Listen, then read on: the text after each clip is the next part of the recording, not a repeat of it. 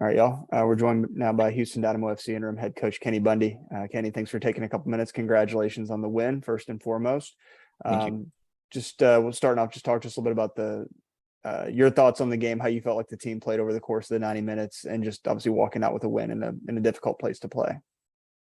Yeah, I think that's the understatement of the night. Is difficult place to play, right? This is another environment that, as a player and as a coach, you want to be a part of. So I couldn't be more proud of the guys. That's a character win. That's a character and a statement win against a really, really good team. So it's just what I said to them. It was really simple. It was exactly what I just said. Character win.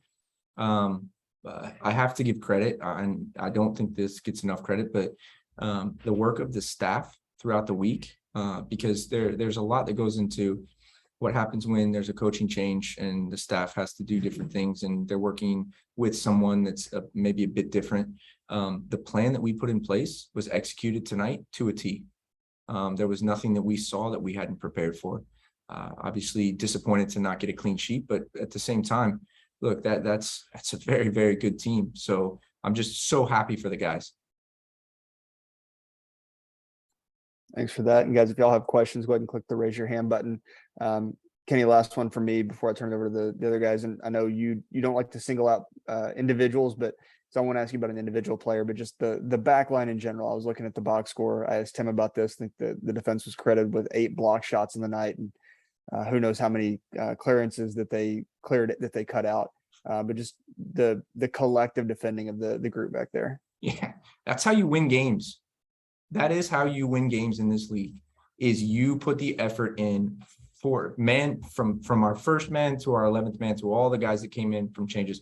That's how you win games.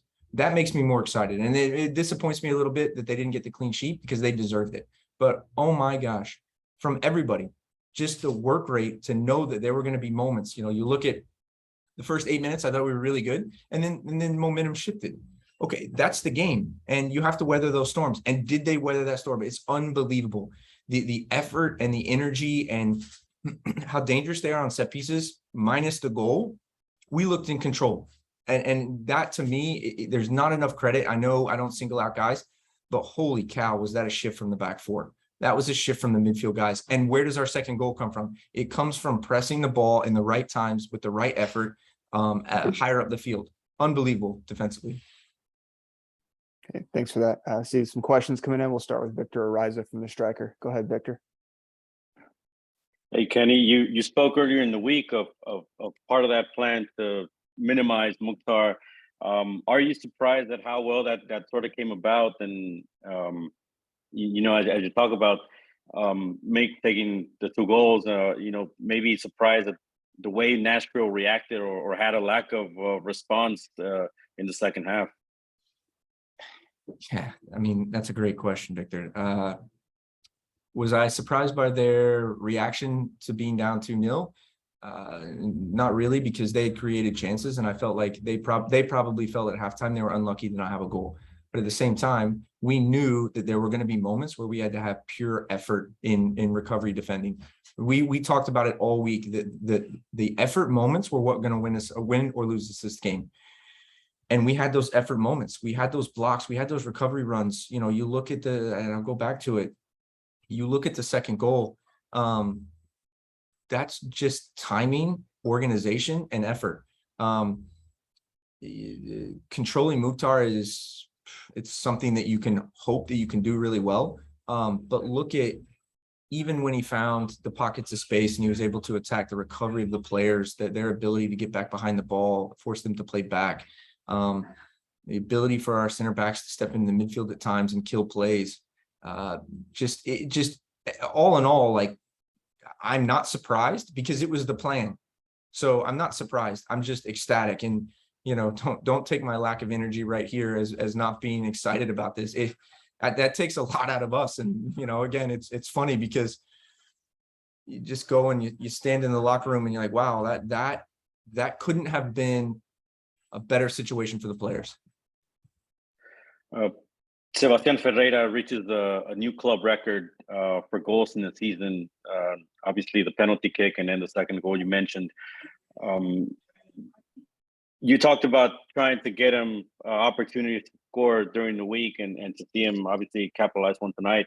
What can you tell us about him as a player, working with him, and how much maybe he helps out your game plan?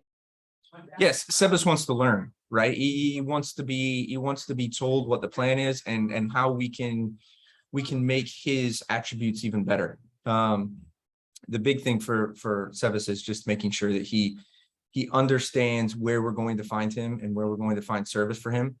The penalty, obviously it's a great penalty, and it's in a really, really strange moment, because obviously, there's VAR, they've gone down the other, like they've gone down to the other end, hit the crossbar.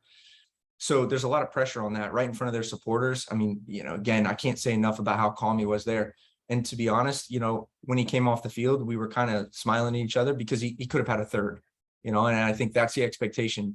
I always tell him going into games, I have feelings about these guys, right? And so, I've told him a couple of times, there's 2 goals in this game, and here's how we see these goals are going to come.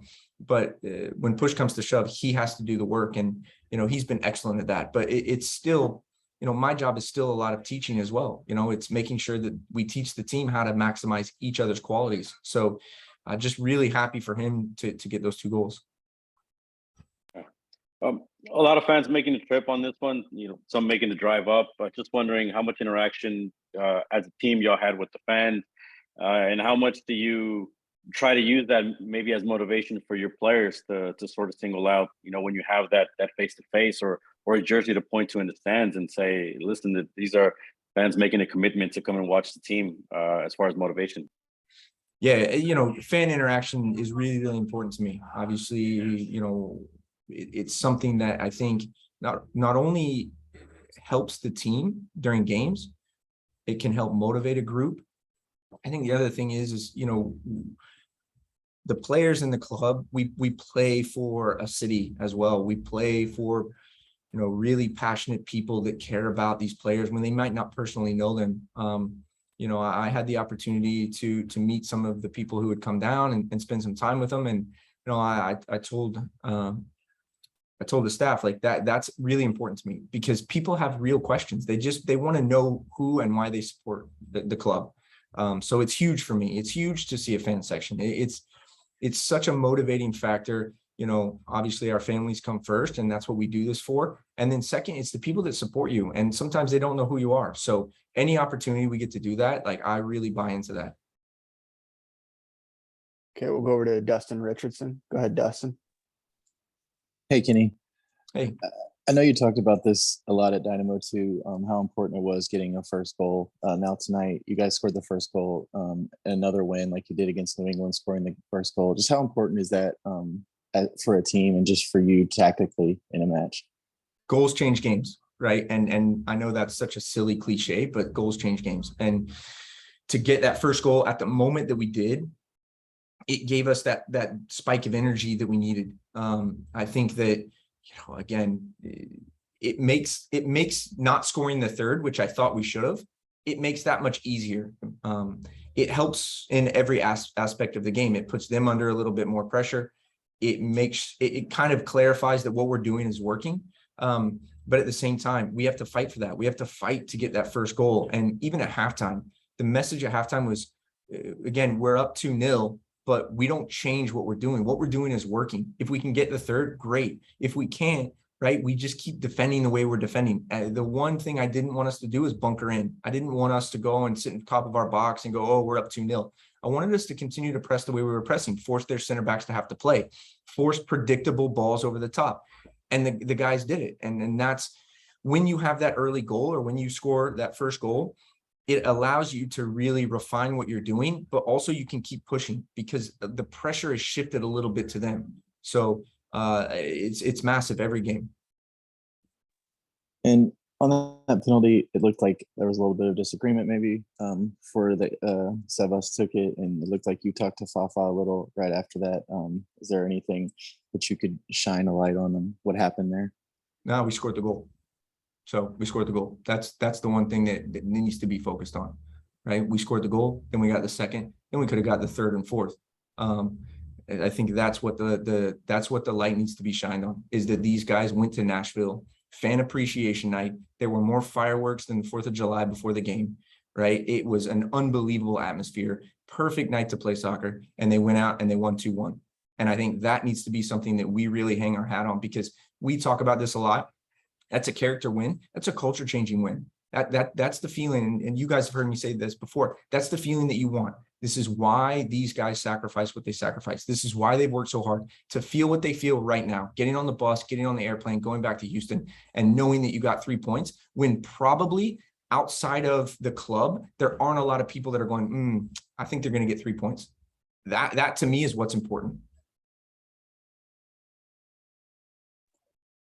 All right. I don't see any Yeah, others that's- coming in. Oh, sorry. Go ahead, Dustin, please. Oh, just one more. Tim mentioned character, and you challenging the character when you came on board, and I know you've mentioned that a lot, and even tonight. Just how big is that? Just in a match, and then growing this club, out of where they are now into becoming a contender again. It's such an intangible thing that is really, really hard to coach. It's really hard to get out of people. And the way that we've tried to do that as a staff, and the way that we've tried to get the players to understand what that actually means in a short amount of time, it's very difficult. But when you have your first game after 3 days with the staff, and you go down a man and you get a draw, okay, that's the first piece of the character. Then you play New England, you win a game at home, right? And you win in the fashion that we did. It shows a different type of character. Then you go to LAFC, which is an extremely difficult place to play. I thought we played really, really well, and you lose. That also tests a different layer of the character. So coming into this, we had already seen 3 different scenarios that we could lean on. And then again, this is a learning moment for the group, because individual character is really important, but really what you want is you want a collective group character. You want them to understand these are the principles. This is what we're trying to do. And this is how we're going to be together. So a lot of times I challenge the group, like there's going to be times you're going to have to do work for someone else. Someone's going to go down with an injury. We're going to have a guy off the field. We're going to be playing with 10 men. Are you willing to do the work for each other? Are you willing to fight and do the gritty, nasty work that it takes to win games for each other? And they did it tonight. All right, we'll leave it on that. Kenny, thanks again for the time. Congratulations on the win, and have a safe trip back here to Houston. Thank you everyone for following us. Appreciate that.